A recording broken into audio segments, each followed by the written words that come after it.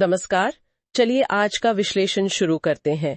हमारे पास उत्तराखंड में 2 रोपवे परियोजनाओं की मंजूरी से जुड़ी कुछ अहम जानकारी है।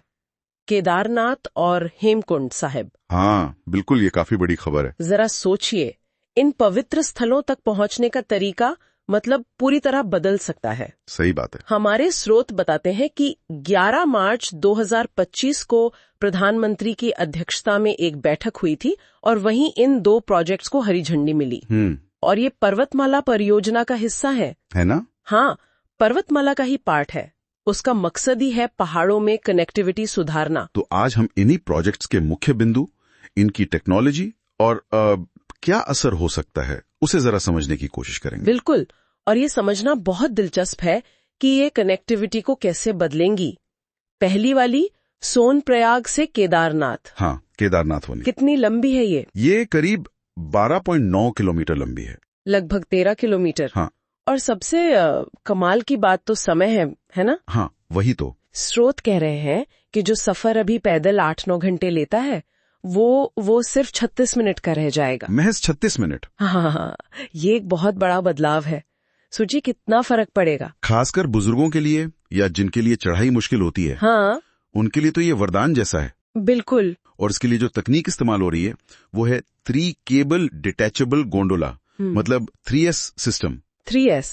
अच्छा, ये क्या है? मतलब क्यों इसे उन्नत कहते हैं? देखिए, 3S में 3 केबल होते हैं, 2 ट्रैक रोप और एक हॉल रोप। अच्छा। इससे जो कैबिन या गोंडोला है वो ज्यादा स्थिर रहता है। ओके। तेज हवा में भी ज्यादा सुरक्षित रहता है और ज्यादा वजन मतलब ज्यादा यात्री ले जा सकता है। इसीलिए इसे केदारनाथ जैसे लंबे और ऊंचाई वाले रूट के लिए चुना गया है। ज्यादा भरोसेमंद है। समझ गई। और इसकी क्षमता, कितने लोग आ जा सकेंगे? क्षमता काफी है। एक दिशा में 1 घंटे में 1800 यात्री। 1 घंटे में 1800? हाँ, यानी अगर दोनों तरफ का मिलाएं और पूरे दिन का हिसाब लगाएं तो रोजाना करीब 18,000 यात्री। 18,000 रोज? ये तो बहुत बड़ी संख्या है।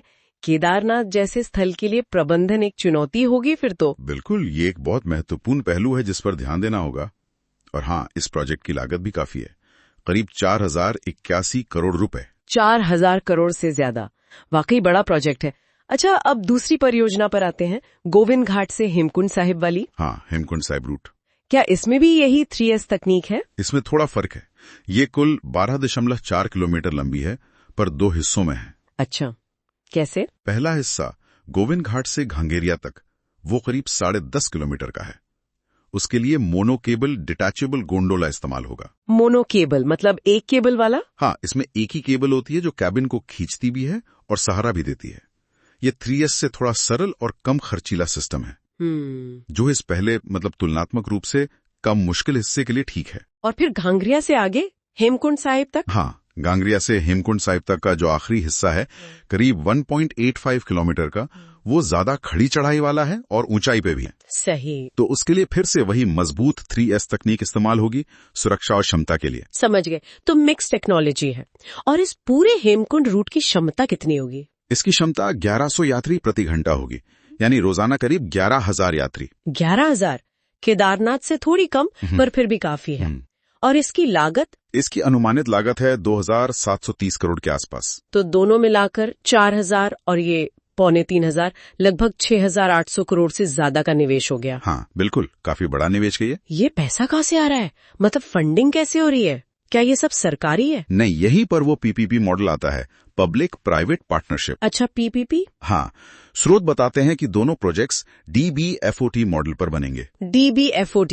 ये क्या है? इसका मतलब है डिजाइन, बिल्ड, फाइनेंस, ऑपरेट और ट्रांसफर। ओके, मतलब ये कि एक प्राइवेट कंपनी इसे डिजाइन करेगी, बनाएगी, अपना पैसा लगाएगी, फिर कई सालों तक इसे चलाएगी भी, इसका रखरखाव भी करेगी, और आखिर में जब वो समझौता अवधि पूरी हो जाएगी तो इसे सरकार को वापस सौंप देगी। अच्छा, तो ये एक लंबी पार्टनरशिप है। हाँ, बिल्कुल। तो ये पर्वतमाला परियोजना का एक मुख्य तरीका है, प्राइवेट सेक्टर को साथ लेकर पहाड़ी कनेक्टिविटी बनाना। बिल्कुल। पर्वतमाला का लक्ष्य ही यही है। पूरे देश में जहां भी पहाड़ी इलाके हैं वहां रोपवे, केबल कार जैसे आधुनिक ट्रांसपोर्ट सिस्टम का जाल बिछाना। और PPP इसमें एक बहुत अहम भूमिका निभा रहा है। इससे क्या होता है कि काम जल्दी हो सकता है और सरकार पर एकदम से सारा वित्तीय बोझ नहीं पड़ता। और फायदे कनेक्टिविटी के अलावा? सबसे बड़ा फायदा तो यही है कि हर मौसम में कनेक्टिविटी मिलेगी। अभी बरसात या बर्फबारी में रास्ते बंद हो जाते हैं। हाँ, वो तो है। रोपवे से ये दिक्कत नहीं होगी, तो पर्यटन बढ़ेगा, स्थानीय लोगों को रोजगार मिलेगा, अर्थव्यवस्था को फायदा होगा। हाँ, ये बात तो है कि हर मौसम में सुरक्षित और तेज कनेक्टिविटी एक बड़ा प्लस पॉइंट है। लेकिन एक सवाल मन में आता है। पूछिए।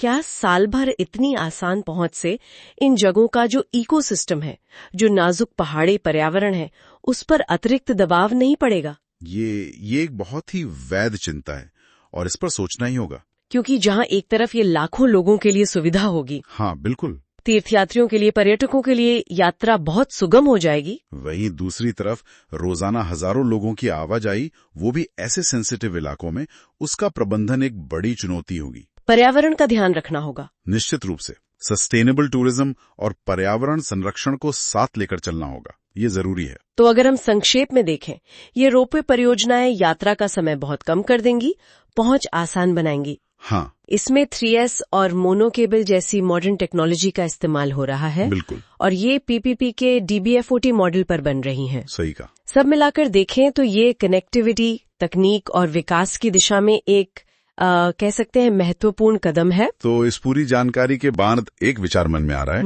कि जब इन पवित्र ऊंची जगहों तक पहुंचना इतना आसान हो जाएगा, तो क्या ये वहां के अनुभव की प्रकृति को बदल देगा?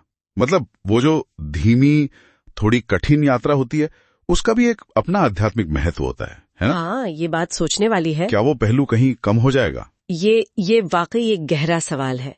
भविष्य में देखना होगा कि ये बढ़ी हुई सुगमता, यात्रियों की बढ़ती संख्या, इन तीर्थ स्थलों के पारंपरिक स्वरूप, उनके प्रबंधन और शायद उनके आध्यात्मिक माहौल पर कैसा असर डालती है। इस पर विचार करना जरूरी है। बिल्कुल, इस पर सोचना होगा।